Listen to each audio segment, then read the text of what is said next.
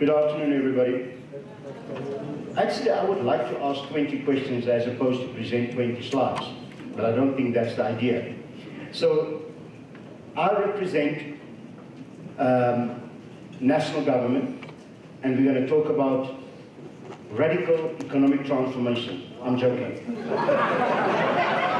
But indeed, the presentation that I'm going to do this afternoon clearly talks about an understanding of the notion or the question or the challenge, what is radical economic transformation within tendering?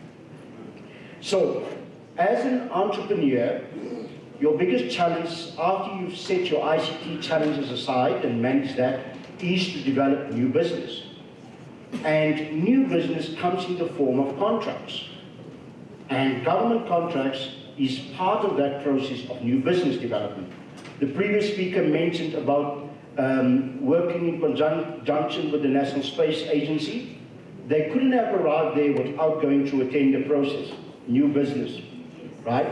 So essentially what we say is that when we tender or start to tender for government work, we need to focus on one critical aspect, how to ensure that our tender is considered for award.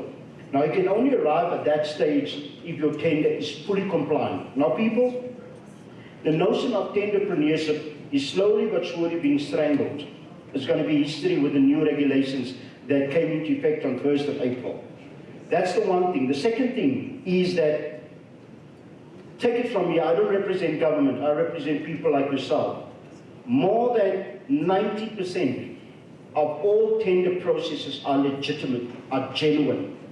It is people and the media that escalates the cognitive notion of tendering is corrupt. Why are big business like Murray Roberts, WBHO, Group 5 in construction, and even the likes of CPS payment systems in the Grand Saga, why are these people turning over billions and billions of rand? But when it comes to the small business, the small entrepreneur, we think of tendering as a dirty environment. You need to know somebody in order to win a tender. I don't go with that notion, right? And I don't even represent government. Then, the process or the conversation of tendering can't have a departure point whilst not looking at the Constitution for that matter. So even recently in the CPS grant payout tender saga, we've heard the Constitutional Court talks about tender processes that must be fair, it must be transparent, it must be equitable, it must be competitive, and eventually it must be cost effective to the state. Now when you go into tendering, or you are tendering for government contracts, ideally you have a right to question whether that tender that you were participating in was indeed fair, equitable, transparent, competitive, and cost-effective for that matter. So the Constitution then affords you, as an individual small business, the right to enter the fray of competition within tendering. Nobody should be excluded according to Section 217 of the Constitution. So what we want to focus on when we, in our full-day workshop present tendering, we say to our suppliers, stop focusing on the tender document. Rather have a full process focus on compliance as well as the tender process, because that would help you to win tenders. So when we focus on the tender document, we normally are stumped by legalese and technical jargon. And then sort of halfway through the process we give up because of that jargon, and we say to ourselves, this is above me. But if I start to focus on the process of tendering, which starts with the Constitution, and other supporting legislation like the Preferential Procurement Policy Framework Act, which changed on the 1st of April this year, which brought in this concept of radical economic transformation. So essentially, I'm going to go through it later on, it's now saying that all tenders has to have some form of subcontracting to identify categories of, if I look through the crowd, of which most of you would qualify for, to be that subcontractor for tenders issued after 1st of April. So the Constitution as a mandate is then supported by the likes of the Preferential Procurement Policy Framework Act, the Public Finance Management Act that governs all state organs, state enterprises, own enterprises, as to how they must manage the cash and the assets in the fiscus when they buy goods and services from ourselves. And also then the Municipal Finance Management Act is an exact replica of that act, the PFMA aforementioned. And then lastly, but not standing alone, very much connected as a dot is BBBE, of which you know in tendering you get now points, since 2011 you get points for your BE status. Now essentially, that 5 pieces of legislation that I've alluded to now forms the basis of an understanding of tendering on your part as a supplier or a bidder, as well as on the part of the state. Then, if you go into tendering, as many of you would aspire to do so, you need at least to understand the key different phases of tendering.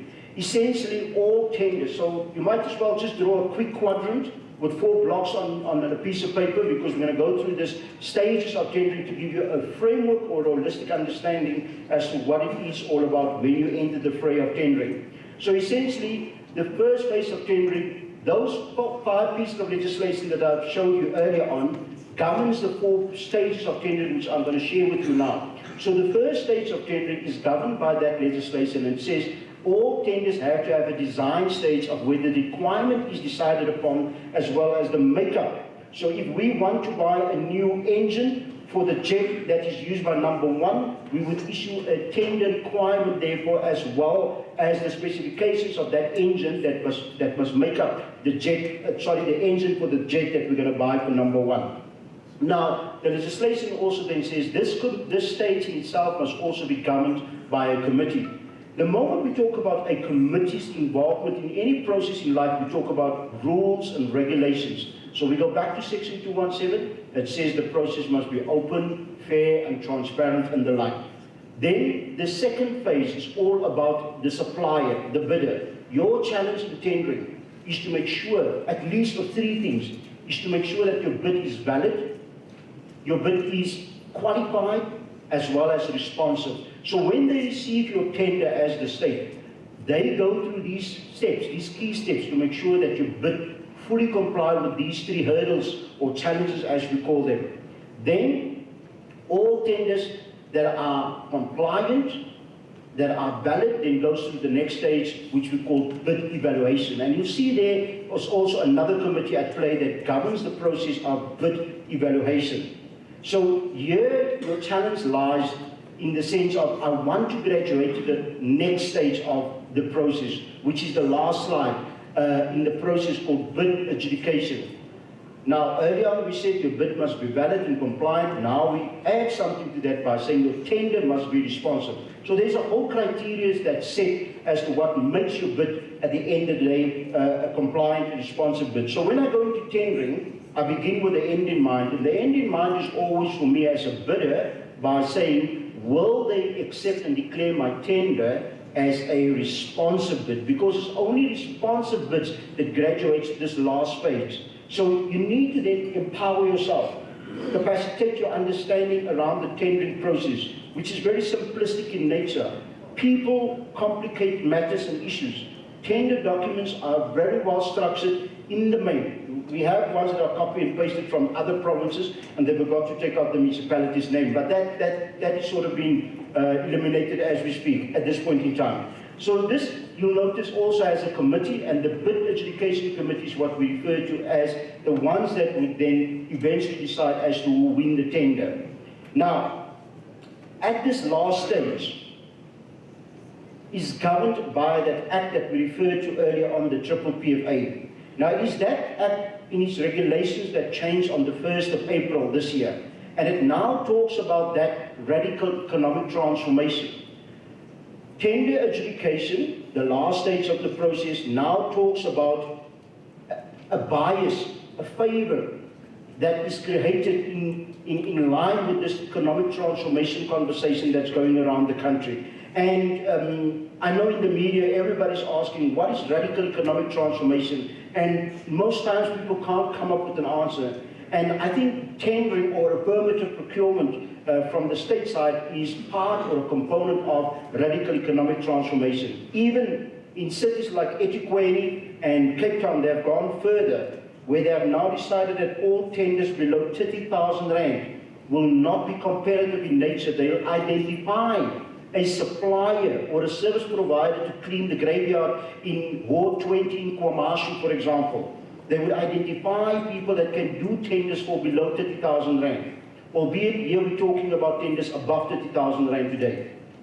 So essentially, the new legislation that came into effect on 1st of April now makes it compulsory for organs of state that issue tenders to consider the inclusion of subcontracting. It's compulsory now. Prior to 1st of April, it was not compulsory. So essentially, the regulation says to an organ of state like a municipality, when you issue your next tender, you need to include a bias towards these designated groups.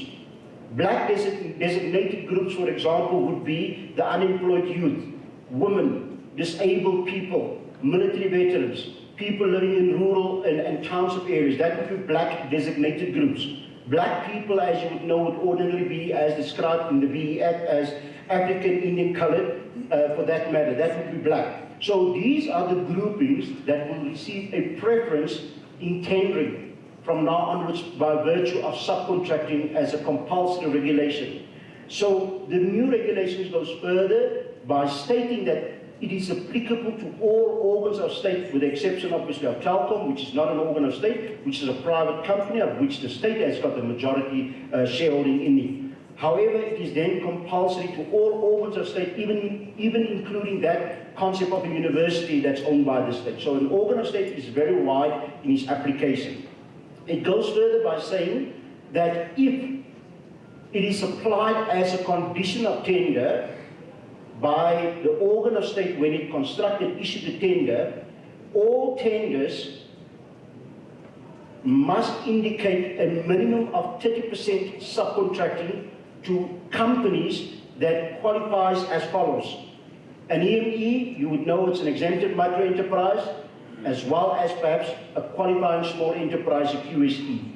Or the tender may stipulate that 30% subcontracting must go to black-owned enterprises, which is at least 51% owned by black people, which will make you a level 2 automatically, inclusive of these categories as you see on the screen. So a tender may state that 30% as a minimum subcontracting must go to these groups, one or more in a combination thereof. So if you see tenders after 1st of April that has not included this regulation, you need to pick up the phone and call them and say that you need to apply this condition of subcontracting. Then tenders has got a point system. The first point system is the 80-20 point system, for your information. As for all tenders that in value above 30,000 rand and below 50 million, they would now apply 80-20 point system. The 80 in the equation is the highest points for the lowest price offer. Highest points, lowest price offer. Then the 20 points would be for the highest level of BE on the table, meaning level 1. Then the other point system that we have is the 90-10 point system for tenders above 50 million. So the lowest above 50 million in a tender environment would get 90 points, and the highest BE level would get 10 points for that matter. Then this is the big one. Albeit it says where feasible, regulation now in the new tender regulation says that all tenders above 30 million rand, at least 51% owned by black people should benefit from minimum 30% subcontracting. So if Marion Roberts wins a tender of 100 million rand, coincidentally, 30 million of that 100 million would have to go for BE subcontracting. Okay, so essentially in conclusion, we say that when we get into tendering, considering all these new regulations, as a supplier, as a bidder to the state, I need to focus on the tender process and slightly move or shift my focus away from the tender document, because that's where most of us struggle, and we need to empower or capacitate ourselves rather on the tendering process. Thank you.